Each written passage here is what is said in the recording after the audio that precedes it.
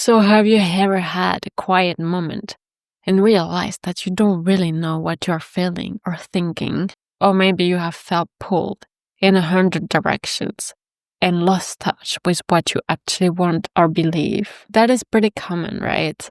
Life gets noisy, outside and inside, and sometimes we stop listening to our own inner voice, the one that knows what is true for us deep down. And when we are out of tune with ourselves, it's like trying to follow a GPS that is broken. We end up lost, confused, or just going through the motions without real meaning. But when we learn to listen to that inner voice, it's like reconnecting to our personal compass. It helps us make choices that feel right, stand up for what matters, and we live more authentically. So in this lesson, we are going to explore how to get more in tune with yourself so you can hear that voice clearly and let it guide you towards being your true self. By the end of this lesson, the goal is for you to feel more connected to your inner voice and understand how that connection can help you live more authentically every day. So we will start by taking a look at the definition of what it truly means to be in tune with oneself. Then we will see why it enables authentic living. Then we will see the key aspects of it. After that, we will look at the practices you have to do to listen to your inner voice. And finally, the workbook exercises will help you listen to your inner voice better. So being in tune with yourself means developing an honest, ongoing relationship with your inner world, your thoughts, feelings, intuitions, and desires. It is the ability to hear your inner voice beneath the noise of external pressure and to trust its wisdom. The self-connection is not about being self-absorbed, but self-aware.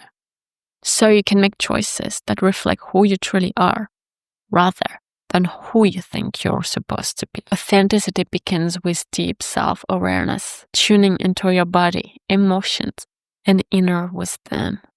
When you are truly in tune with yourself, you are grounded in your own truth, guided by your intuition, and aligned with your deeper needs. By listening to your inner voice, you cultivate a life that is true to who you are. And one of the most powerful signs of being authentic is being deeply connected to yourself. And when you are in tune with yourself, you move through life with clarity, presence, and inner alignment. You are no longer lost in noise or external distractions. You know how to listen inwards and trust what you hear. So being in tune with yourself is the foundation of living authentically because you cannot express your true self if you don't know who your true self is. But when you regularly listen to your inner voice, the quiet guidance beneath fear, doubt, or external noise, you begin to make choices that align with your real values, not just what is expected of you. It helps you distinguish between who you truly are and who you have been conditioned to be. And this self-attunement gives you the clarity and confidence to act with integrity, speak with honesty, and live in a way that feels genuinely authentic. Without it, authenticity becomes guesswork, but with it, it becomes a lived experience. When you are disconnected from your body and inner guidance, you risk living a life of distraction, misalignment, and subtle self-abandonment. You may find yourself overcommitting or overperforming in a way that numbs the deeper discomfort of being out of touch. And authenticity begins with presence. It begins with listening. And the more connected you are to yourself, the more you hear your gut, your needs, your limits, your desires, the more naturally you live a life that is real, grounded, and truly yours. So now we're going to have a look at what the key aspects of being in tune with yourself are. So the first one is trusting your intuition. So your intuition is your internal compass, guiding you through decisions, relationships, and life's many twists and turns. Authentic people listen to their intuition and trust its wisdom, even when it doesn't seem logical. And it may come in the form of a gut feeling, a hunch, or an instinctive knowing, and this should never be ignored. Your intuition is a subtle but wise guide. It often speaks through gut feelings and sudden clarity or bodily reactions. And when you're authentic, you don't silence them. You pause, feel, and follow. So for example, let's say that you meet someone and immediately feel uneasy.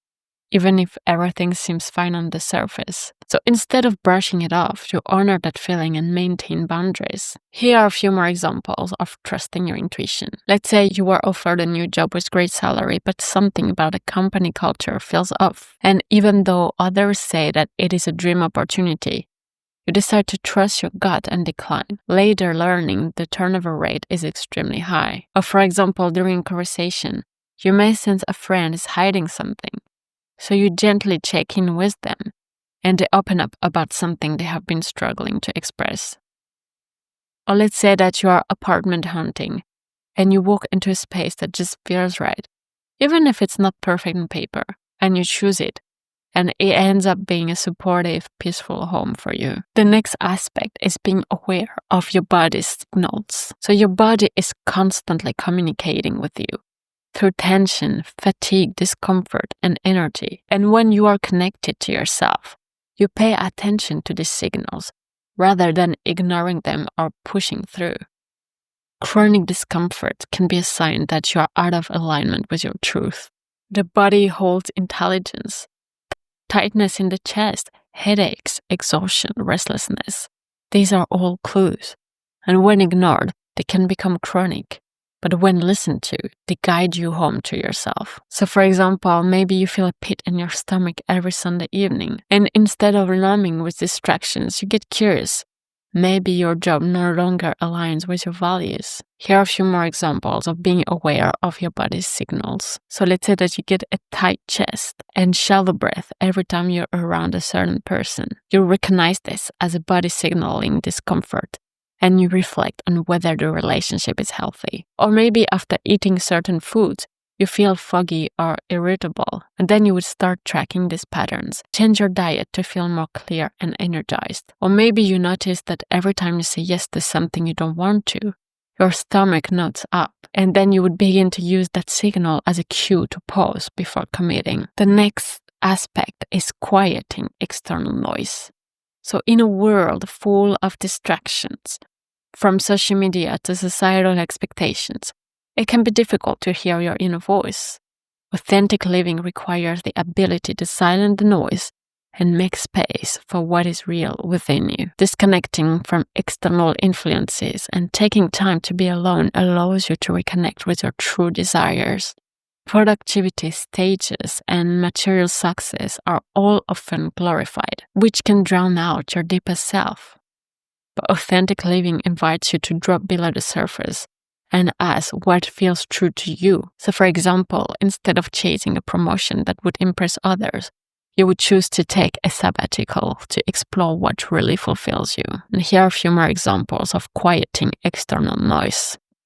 It would be you logging off social media for a week and realizing how much of your decisions were influenced by comparison or fear of missing out. It would be you spending time alone in nature and feeling a clarity about your priorities that had been buried under daily distractions.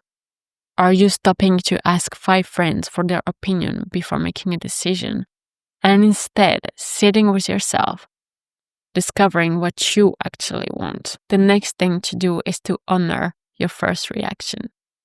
So the first reaction you have to a situation often holds more truth than what follows. Overthinking or second-guessing can drown out your instinctive wisdom. Being authentic means learning to trust that initial response, whether it's a strong yes or no, before other voices or concerns enter the picture. Your initial reaction is often your most honest one. It hasn't been filtered, polished, or shaped by social pressure. Being authentic means trusting that raw moment before overthinking sets in. So for example, let's say that you are asked to take a new responsibility and your body immediately tenses and you feel resistance. Rather than saying yes to please, you pause and express your hesitation. Here are a few more examples of honoring your first reaction. So let's say that someone invites you to a business partnership and your first instinct says no, but your mind begins rationalizing why it might be a good opportunity for you. But you would still honor that gut no and later learn the person had a reputation for being unreliable. Or let's say that you are offered a last-minute trip. Your immediate reaction is excitement and lightness. So you say yes, and you end up having a deeply refreshing experience. Or let's say that the conversation feels slightly off. Your gut senses something is unspoken. You ask a gentle, open-ended question that reveals a deeper truth. The next aspect of being in tune with yourself is to let stillness guide you. True authenticity emerges from a space of quiet presence. It's not about constant doing or external validation. It's about simply being with yourself in moments of stillness, whether it's through meditation, breathing, or just sitting in silence. These moments help you tune into your inner wisdom. Authenticity is not found in constant busyness. It is in the quiet moments, the breath, the pause, the stillness, where you reconnect with your deeper truth. So for example, let's say that you build in quiet space each morning to journal, meditate, or simply sit, giving your inner voice room to speak. Here are a few more examples of practicing presence and stillness. It would be you starting your day with 10 minutes of silence, just breathing. This would help you feel grounded before checking your phone or email. It would be you sitting quietly after work before rushing into evening plans and realizing that you are emotionally exhausted, so you would choose to rest instead. Or it is you going on a solo walk with no podcast or distraction and coming home with a new insight about a problem you have been stuck on. The next aspect is to listen to your emotional guidance. Your emotions are not just reactions, but also indicators of what is true for you. Anger, sadness, joy, and fear all have something valuable to communicate. Instead of suppressing or ignoring them, authentic people pay attention to their emotional states as a source of information. For example, let's say that you feel a sudden burst of irritation when a colleague asks you to take on extra work. And instead of brushing it off or suppressing the emotion, you would explore why it surfaced and realize that you have been taking on too many responsibilities and not honoring your own boundaries. So here are a few more examples of listening to your emotional guidance. Let's say that if you would feel heavy and sad on Sunday nights, you would explore this and again realize that your job no longer aligns with your values. Or if you would feel angry during a meeting, instead of brushing it off, you would reflect and realize that a boundary was crossed. Or if you feel joy and lightness when mentoring younger colleagues, then you would begin to pursue more work aligned with that passion. The next key aspect is to let go of perfection. Being in tune with yourself means accepting that you are a human being, not a perfect version of yourself. Authentic living embraces the imperfections, the messiness, and the beauty of being human. You allow yourself to be a work in progress and trust that each moment offers a new chance to realign. For example, let's say that you make a mistake at work and feel embarrassed.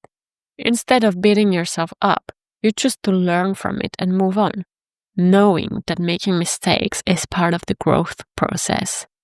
Here are a few more examples of letting go of perfection. It would be, for example, you launching a project, even though it is not perfect, but knowing that it will grow through action and feedback.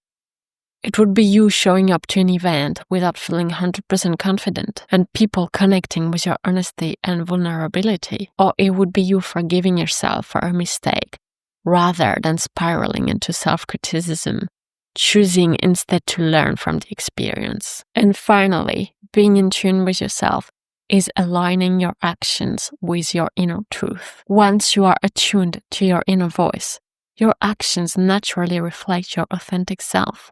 You make choices that resonate with your core values, desires, and beliefs, rather than living in response to external pressures or expectations. So for example, maybe you have realized that you value simplicity and connection over material possessions, and as a result, you would begin to declutter your life, donating items you no longer need, and focusing on spending quality time with loved ones instead of accumulating more things. Here are a few more examples of aligning your actions with your inner truth. So for example, you would realize deep down that you want to become a writer. So you would begin writing 20 minutes every morning before work, honoring your passion. Or you would recognize that a relationship is draining your energy. So even though it's difficult, you would choose to walk away to protect your well-being. Alright, so now we are going to have a look at the things you can do to be more in tune with yourself. So you can start by creating daily quiet time. So setting aside 5 to 10 minutes each day to sit in silence or meditate, or letting your thoughts settle and simply observe what arises without judgment. This helps clear mental clutter and make space for your intuition to arise. Then you can practice body awareness. You can do that by checking in with your body throughout the day and ask, what am I feeling in my body right now? Notice tension, your breath quality, your posture, fatigue, and use your sensations as guidance. So for example, tension might signal stress or misalignment. Then you can journal regularly. Write freely about how you are feeling and what decisions you are facing. Ask yourself intuitive questions like, what do I truly want here? Or what is my gut telling me here? And let your inner voice speak without editing or overthinking. Then you can use the first reaction test. So pay attention to your initial gut response when faced with a decision. And before you rationalize or ask others, sit with that first instinct. Even just acknowledging it can bring clarity, even if you choose otherwise. The next thing to do is to notice emotional cues. Ask yourself, what is this emotion trying to tell me?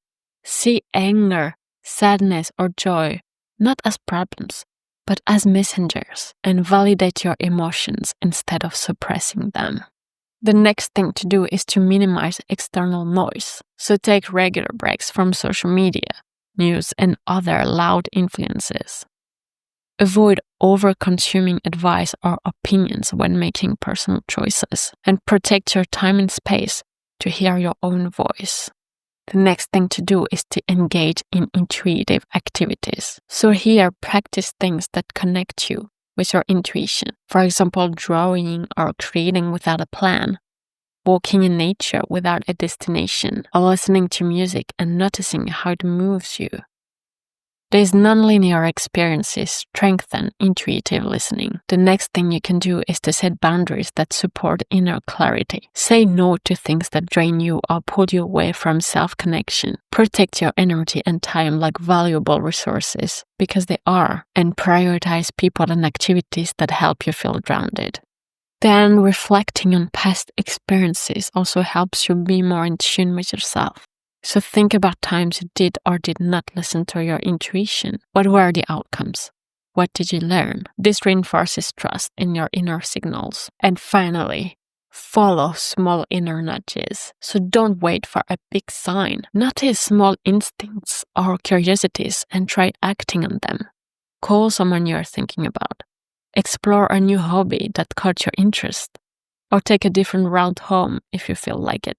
Alright, so now it's time to grab your workbook and do several exercises that will help you listen to your inner voice. So the first exercise will help you think about a situation that have called for you to trust your gut. The second exercise will help you become aware of how your body usually tells you when something is wrong. The third exercise will invite you to create more silence and stillness in your life. The fourth exercise will help you think about a situation where you ignored and honored your first feeling. The fifth exercise will help you think about small moments of stillness you can bring into your daily life. The sixth exercise will invite you to think of a recent emotion you did not listen to deeply enough. The seventh exercise will invite you to let go of perfection by making you think of when you actually expect perfection instead of realness. The eighth exercise will help you think of one action you could take this week that aligns with your truth. And the last exercise will help you explore how tuning into your intuition and inner guidance can lead you to more honest, aligned, and meaningful choices in your life. After that, you will find a checklist that will help you explore practices you can do to deepen the connection with your inner self. And finally, you will find a guide to listen to your inner compass.